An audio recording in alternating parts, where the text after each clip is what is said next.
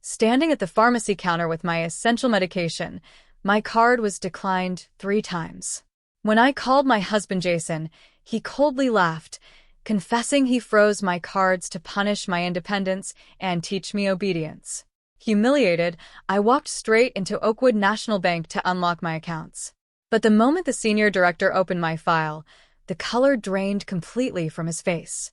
Leaning over the counter, his hands visibly shaking, he whispered, "Mrs. Vance, do you have any idea where your money really went?" My husband hadn't just blocked my card. He had secretly forged away $4.2 million of my late father's trust to buy a waterfront penthouse for his influencer mistress. Jason thought he was teaching a helpless housewife a lesson, but blocking that single card was the fatal mistake that triggered the complete, public destruction of his entire life. My name is Evelyn Vance. At 28 years old, I lived what appeared on the surface to be a tranquil, comfortable life as an independent textile designer. I spent my days working from a bright, airy home studio surrounded by linen samples, natural dye swatches, and intricate woven tapestries. My work was peaceful and creatively fulfilling, but what very few people in my day-to-day life understood was that I was never financially dependent on my design studio. 3 years ago, after the sudden passing of my father, a respected industrial developer, I inherited a $5 million estate, consisting of diverse commercial holdings and a primary liquid trust fund.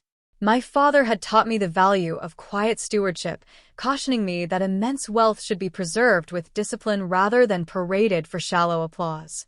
I kept the core principle tucked securely within private institutional accounts, choosing to live humbly off my design earnings. 2 years into my marriage to Jason, that sense of quiet autonomy began to slowly, invisibly erode. Jason was 32, an ambitious corporate account manager whose polished charm and sharp suits masked a deep, relentless need for control. Early in our marriage, Jason insisted that we consolidate our day-to-day spending into linked marital accounts, claiming he wanted to protect me from the burdens of portfolio management and tax compliance. Because I loved him and believed in building a unified partnership, I granted him administrative oversight over our shared household budget, while my father's core trust remained nominally under my name. Slowly, almost imperceptibly, that administrative help warped into coercive micromanagement.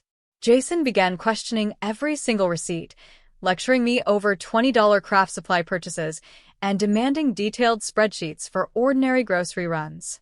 Whenever I tried to gently remind him of my independent contributions, he would dismiss me with cold condescension, insisting that creative types had no concept of real-world discipline and that I would be utterly lost without his firm financial guidance.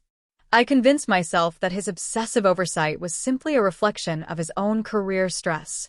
I tried to accommodate his moods, walk on eggshells, and keep our home harmonious.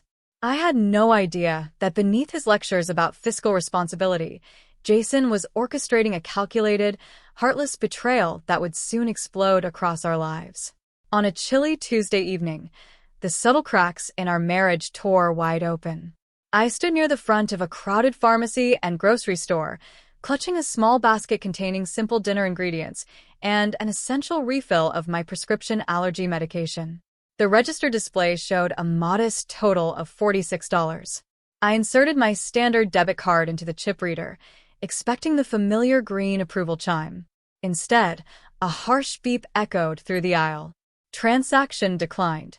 Assuming it was a minor network glitch, I swiped it again. Declined. I tried my secondary linked backup card. Declined. The line behind me was growing restless. Whispers and impatient sighs rippled through the queue as the cashier looked at me with an expression that mixed pity with embarrassment. My cheeks burned with sudden humiliation. I apologized, left the basket on the counter, and stepped out onto the cold, damp sidewalk to call Jason.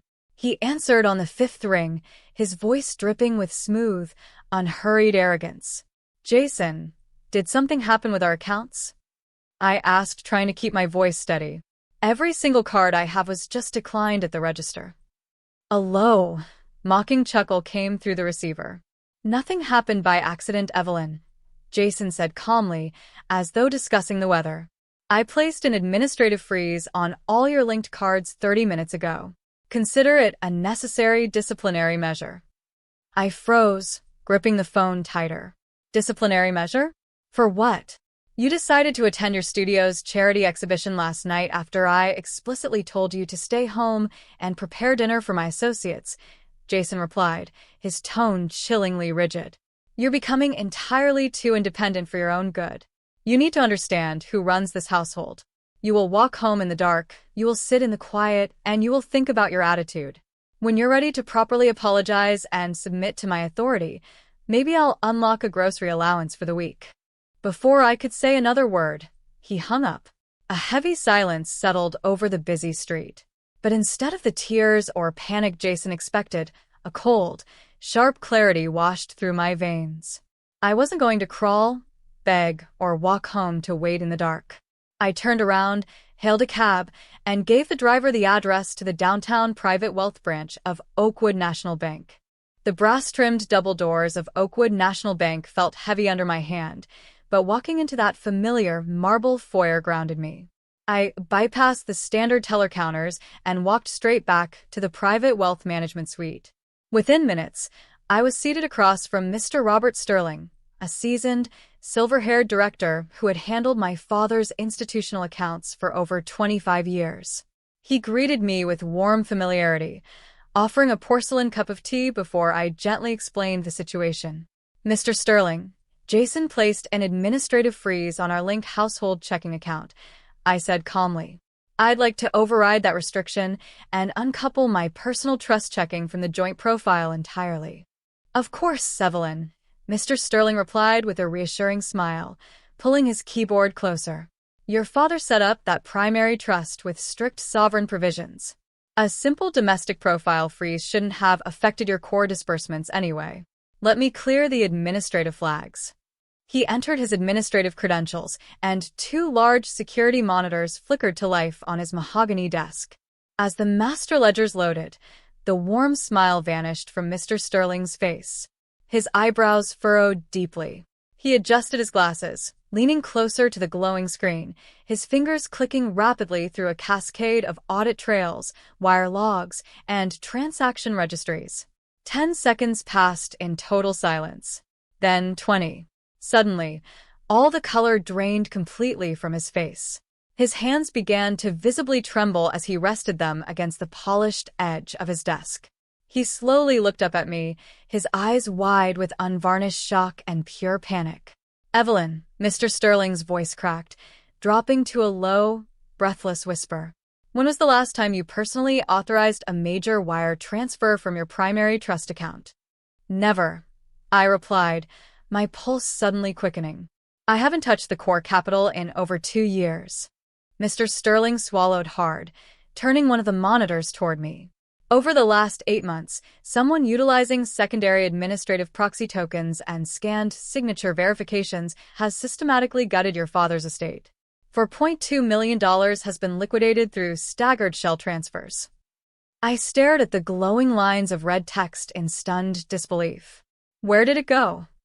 I whispered, the room spinning around me. Mr. Sterling took a ragged breath, pointing a trembling finger at the final wire destinations. Do you know where your money really went, Evelyn? It wasn't invested. Over $3 million was wired to a private real estate escrow to purchase a luxury waterfront penthouse, registered exclusively under the name of a woman named Chloe Moreau. A sudden, icy calm settled over me. While Mr. Sterling called in the bank's lead forensic investigator and chief corporate counsel, I sat upright in the leather armchair, watching the sprawling puzzle of my husband's deceit assemble itself on the twin monitors. Within 90 minutes, the security division had ripped through the digital paper trail. The reality was far more calculated than a reckless spending spree. It was a deliberate, predatory campaign to leave me completely destitute. Jason had secretly created a mirror domestic corporate entity, utilizing forged digital powers of attorney and scanned photocopies of my father's original trust documents. Over the past 8 months, he had siphoned out $4.2 million in carefully calibrated tranches just below the threshold that would trigger automated federal regulatory flags. Then the investigators pulled up the social and public footprints tied to the recipient entity, and Jason's hidden life was laid bare. For nearly a year, Jason had been leading a lavish double life with Chloe Morrow, a prominent local social media influencer. To Chloe, her followers, and his broader business network, Jason was posing as an elite, self-made venture capitalist. He had used my father's money to purchase a $3 million glass-walled penthouse overlooking the marina, register 2 imported luxury sports cars, and finance first-class trips across Europe. Buried inside an unsent digital draft folder recovered from his linked corporate cloud was the final, devastating piece of the puzzle, a drafted, uncontested divorce filing. Jason's strategy was laid out with sickening clarity. He intended to liquidate the remaining $800,000 from my trust before the end of the month, transfer the capital into offshore accounts, and serve me with divorce papers while falsely claiming our joint marital estate had suffered total investment losses. He was going to lock me out of my own home, strip me of my inheritance, and leave me with nothing while he stepped into a glamorous new life. Mr. Sterling looked at me, his eyes full of concern. "Evelyn, we can initiate emergency sovereign freeze orders right now, but the local police will take time to process criminal warrants." "Freeze every remaining dollar immediately, Mr. Sterling," I said, my voice steady, sharp, and cold as steel. "Revoke his administrative access across all institutional vaults and prepare certified evidentiary packets for the state prosecutor's commercial division. Tonight, Jason is hosting a private networking summit at the Grand Plaza Hotel. It's time I attend his celebration." The Grand Plaza Hotel's rooftop ballroom was bathed in warm, amber light, filled with the murmur of classical music and clinking crystal flukes. Jason was in his absolute element, standing at the center of the VIP lounge in a tailored Italian tuxedo, surrounded by regional corporate executives and prospective private equity investors. By his side stood Chloe Morrow, draped in an emerald designer gown and flashing a diamond bracelet purchased with my father's money. Jason held court with effortless charm, laughing boisterously, handing out gilded business cards, and bragging about his visionary portfolio acquisitions. He had no idea that while he was soaking in the applause of high society, the entire foundation of his stolen empire had already been severed. I stepped through the arched double doors of the ballroom wearing a sharp, tailored navy silk dress, my posture upright, my expression serene and unreadable. I didn't rush or shout. I walked with slow, measured confidence directly toward the VIP table. As I approached, Jason's smug laughter abruptly cut off. His eyes widened in sudden annoyance, followed immediately by a look of patronizing condescension. "Evelyn," Jason asked, lowering his champagne glass with a mocking chuckle as his colleagues turned to look. "What are you doing here? I thought I made it very clear that you were to stay home and reflect on your behavior. Did you actually come all the way downtown just to beg for your card back in front of my associates?" A few polite snickers rippled through his circle, while Chloe gave me a look of cold, dismissive pity. I didn't answer him. Instead, I calmly walked over to the presentation lectern where the event's central audiovisual console was stationed. I connected Mr. Sterling's encrypted forensic drive into the master system, took the wireless microphone from the podium, and turned toward the entire ballroom. "Good evening, everyone." My voice rang out, crystal clear and utterly commanding over the loudspeakers. The twin 80-inch display screens behind the VIP lounge instantly flickered. The looping corporate logos vanished, replaced by high-resolution scans of my late father's sovereign trust ledgers, certified bank audit trails, forged power of attorney documents, and the finalized real estate deed for the waterfront penthouse. The entire ballroom went dead silent. "My husband has spent the evening presenting himself as a self-made venture capitalist," I continued, looking directly into Jason's petrified eyes. "Let's correct the record. Every single luxury asset, offshore transfer, and penthouse down payment was stolen directly from my late father's estate through calculated, felonious forgery." The side doors of the grand ballroom clicked open, and 2 uniformed county process servers entered alongside lead forensic investigators from the State Commercial Crimes Bureau. With crisp, formal precision, They walked past the stunned crowd of executives directly toward Jason, handing him a thick packet of red-stamped documents. Jason Vance, the lead investigator, announced in a voice that carried through the suffocating silence. You are formally served with an emergency court injunction freezing all personal and corporate assets linked to your name, alongside a criminal referral for felony embezzlement, identity theft, and grand larceny. Jason stood paralyzed, his champagne glass slipping through his numb fingers and shattering onto the marble floor. The sharp sound broke the spell across the room.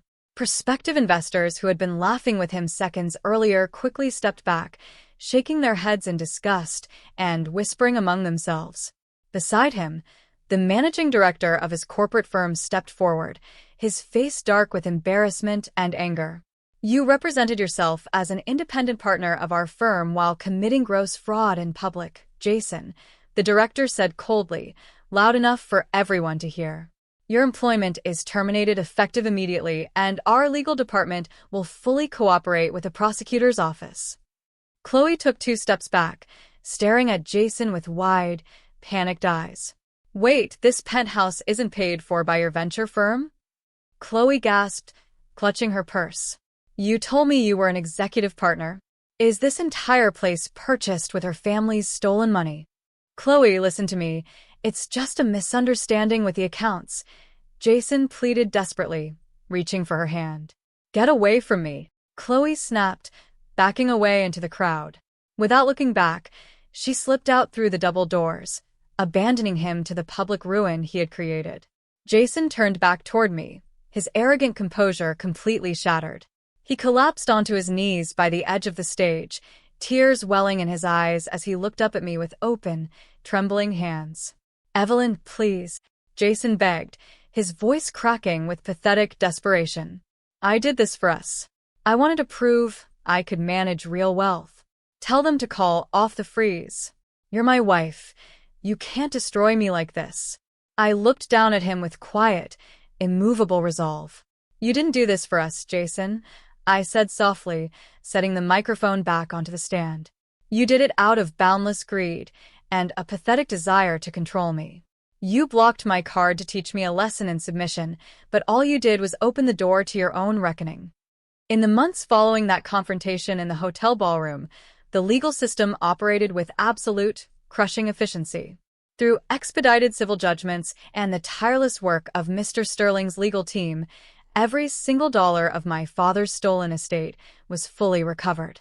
The waterfront penthouse and luxury sports cars were seized and auctioned off to satisfy restitution orders, leaving Jason stripped of every asset he had tried to claim as his own.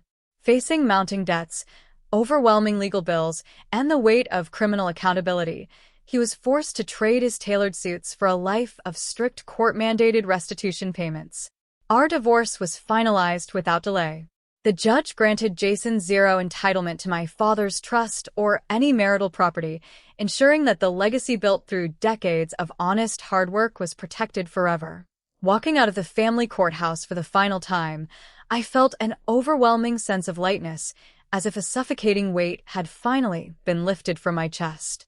I returned to my sunlit studio with a renewed sense of purpose and clear vision. I didn't let the bitterness of Jason's betrayal poison my spirit. Instead, I channeled my resources and experience into creating something lasting and positive.